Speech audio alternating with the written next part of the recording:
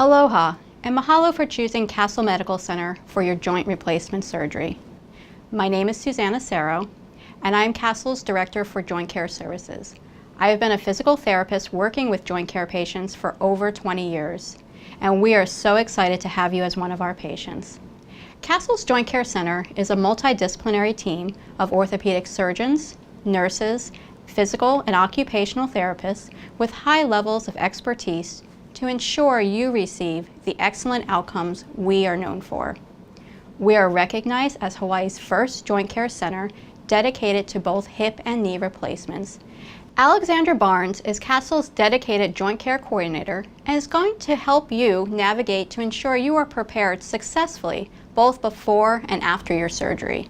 Today, she will provide you with all the information you need to know to be prepared. Thanks, Suzanne. Hi, I'm Alexandra Barnes. I'm the Joint Care Coordinator here at Castle Medical Center. I'm a registered nurse and I've been here for 3 years. First, I'd like to congratulate you on making this important decision in your life. Over the next few minutes, we'll be covering a few pieces of information that are going to be key to preparing you for this joint surgery. First thing, I'd like to go over preparing your home for surgery. Little things like accident proofing before you come in for surgery, such as removing extension cords, getting from point A to point B in your house, so removing all clutter. Think about using a walker in your house, going from your kitchen to your bathroom to your bedroom. Having a chair with arms to help you better stand up from a sitting position. Having a support person at home is also very crucial. You'll need someone to help you with things like meal planning, pet or child care, arranging transportation. Keep in mind, you won't be able to drive for at least a few weeks after your surgery. Remember, outpatient physical therapy is required for all knee replacement patients. You'll want to call and set up your first physical therapy appointment before your surgery. They usually like to get you in within 1 to 2 days after you are discharged. Now we're going to cover equipment. I want to talk about something called a front-wheeled walker. All patients after having joint replacement surgery are going to need this device to help them walk. If you do not already have a walker, one can be ordered for you and ready before you leave the hospital. This is what a front-wheel walker looks like. Wheels on the front, nothing in the back, and no brakes. It is the safest type of device that you can use. Another piece of equipment you may need after your total hip replacement surgery is an elevated commode seat. These can be purchased at your local drugstore. A helpful but not necessary piece of equipment is a tub transfer bench. This can help you get in and out of your shower. Something else that may be helpful for you after your joint replacement surgery is called a hip kit. They're available for sale in our Castle Medical Center gift shop. One of the things that comes in this hip kit is a long handle reacher to help you grab stuff off the floor. Another thing that comes in this is something called a sock aid. This will help you put socks on and compression stockings. A long handle shoe horn to help you get your shoes with backs on, and a long handle scrubby brush to help you in the shower. Your surgeon will prescribe you some medications to be taken after your surgery. You can go ahead and pick these up at your pharmacy before you come in for your surgery. One of these is a pain medication. One is a stool softener to help you with constipation, and another is aspirin. This is used to help prevent blood clots. Packing for your stay is important. We want you to have everything you need from home. You're going to need 2 sets of comfortable, loose-fitting clothing, something that's not going to rub against your incision. So like some pajamas or maybe some shorts. Some non-skid shoes. This one is not really necessary, but we just want you to know wearing rubber slippers is probably not the safest idea. It is a trip hazard. We'll provide you with these rubber grippy socks. You'll get to take some home with you. If you wear a CPAP or a breathing machine at night, be sure and bring that in with you as well. Also bring your patient guide folder or joint care handbook. There's a lot of information in there for you, and you're going to get even more before you leave, so it's a good place to keep everything. Also, any preoperative testing you may have done before your surgery. Please leave all valuables and jewelry at home before you come for your surgery. Total knee replacements usually stay 2 nights in the hospital. A partial knee replacement, or Makoplasty, is usually 1 night. And a total hip replacement is also 1 night in the hospital. You want to stop taking any blood thinners, NSAIDs, and supplements that can thin your blood 5 to 7 days prior to your surgery, unless instructed otherwise by your physician. Some examples of blood thinners are Coumadin, Xarelto, Plavix. Some examples of NSAIDs are aspirin, ibuprofen, and naproxen. And some examples of supplements are fish oil, ginger, even flaxseed can thin your blood. There's a full list of these supplements in your Joint Care Handbook on page 6. Drink plenty of water, reduce alcohol consumption, and stop smoking before your surgery. Your surgeon will order blood work, urine tests, EKG, and usually a chest x-ray before your surgery. Preventing infections is very important when you're having any kind of surgery.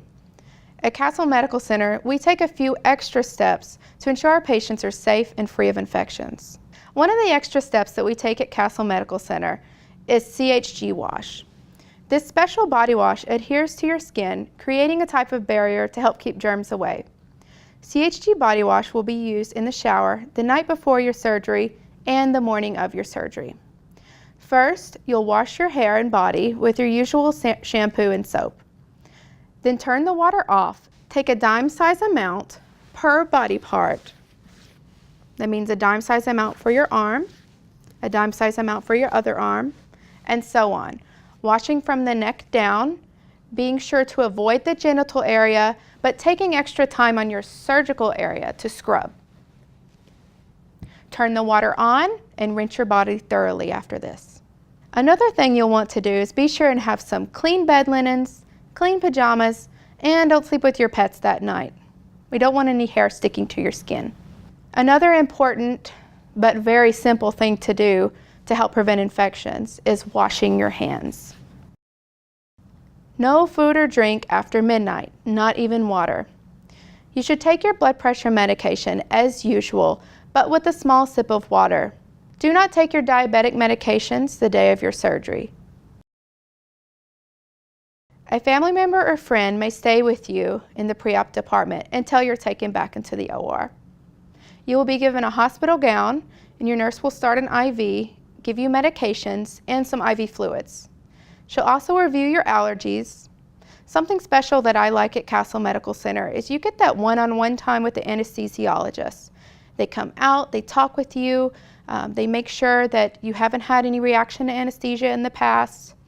Another thing is the surgeon will come out, ask you what we're doing, and mark your surgical site for you. Now you're ready for the OR. Surgery times vary, but generally a total hip replacement will take around an hour. A total knee replacement will take around 45 minutes to an hour, and a partial knee replacement, or Makoplasty, is just a little bit longer at 1.5 hours.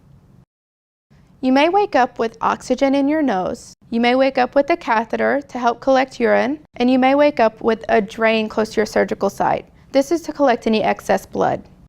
After your time in our recovery unit, you'll come upstairs to Ho'okipa's surgical unit. Movement after surgery is very important. Your physical therapist or nurse will help you get into the chair that evening after your anesthesia has worn off. This is not only good for your joint, but also your lungs, in helping prevent post-operative pneumonia. It is important to have somebody help you for your safety. Compression stockings may be ordered by your surgeon and are usually worn for about 3 weeks after your surgery. They help prevent blood clots and they help with swelling in your legs. If your surgeon orders compression stockings for you, you will be given 2 pairs to go home with, and be sure and wear them on both legs. Cryo cuff. I want to talk about the cryo cuff. This is going to be used to prevent swelling and help with pain. It kind of looks like a cooler, right? That's what it is. You fill it full of ice and water, and there's a blood pressure cuff looking device that wraps around your knee, and it's going to be like an ice pack for your knee. It plugs into an outlet, so be sure and don't wear this whenever you're trying to get up and walk around. Use the cryo cuff after therapy sessions or extensive walking. Managing pain. Let your nurse know whenever you start to have pain. Be specific and use the pain scale. The pain scale goes from 0 to 10, 0 being no pain and 10 being the worst pain you've ever felt. Don't expect to be pain-free at first. Surgical pain or healing pain, it can last weeks, but it will get better. You can find more information about your goals for your hospital stay in your Joint Care Handbook. The next thing I want to talk about is hip precautions. These are precautions you're going to need to follow from 4 to 12 weeks after your surgery if you're having a total hip replacement. One of these precautions is not bending past 90 degrees. What this means is if you're sitting in a chair and you drop something on the ground and you want to pick it up, you're going to need some kind of device to help you because you won't be able to put that angle past 90 degrees. No crossing of your legs and no turning your feet inward. Activities of daily living, such as dressing yourself, bathing, toileting, and walking independently with your walker. Your nurse is going to review your pain management goals and teach you how to properly take your pain medication. Your nurse will review written instructions from your surgeon, so another good reason to have your handbook there. And have your support person with you whenever you're discharging from the hospital. It's just better if both of you hear the information. You'll have a follow-up appointment with your surgeon, usually around 4 weeks after your surgery. Do read your Joint Care Handbook. Do continue your exercise program as prescribed. Do take your pain medication 30 to 45 minutes before your therapy if you're in pain. Do continue ankle pumps. And do continue to take longer walks when cleared. Don't go long periods of time without moving. Don't drive until cleared to do so. Don't take a tub bath or submerge your incision in water like swimming until you're cleared to do so. Don't play sports or overdo it at first. Next, we'll go over some exercises that are going to be helpful for you both before and after your surgery. One of these is called an ankle pump. Lying in your bed, pump your foot back and forth. You can do this 15 to 20 times, several times throughout the day. Quad sets. Tighten your thigh while pushing your knee down into the bed. Hold for 5 seconds. Do this 10 times. Straight leg raise. Lying on your back or seated with one leg straight and the other leg bent. You're going to exercise your straight leg by pulling the toes up, straightening the knee, and lifting the leg off the bed. Hold for 5 seconds and slowly relax. You can repeat this 10 times. With this last exercise, you're going to sit in a chair and try to kick your foot up as high as you can. If you can't do that, put a sheet under your foot and grab both ends. Then lift. Repeat this 10 times. Thank you for watching, and if you have any further questions, please contact us at the Joint Care Center at 263-5220. Mahalo.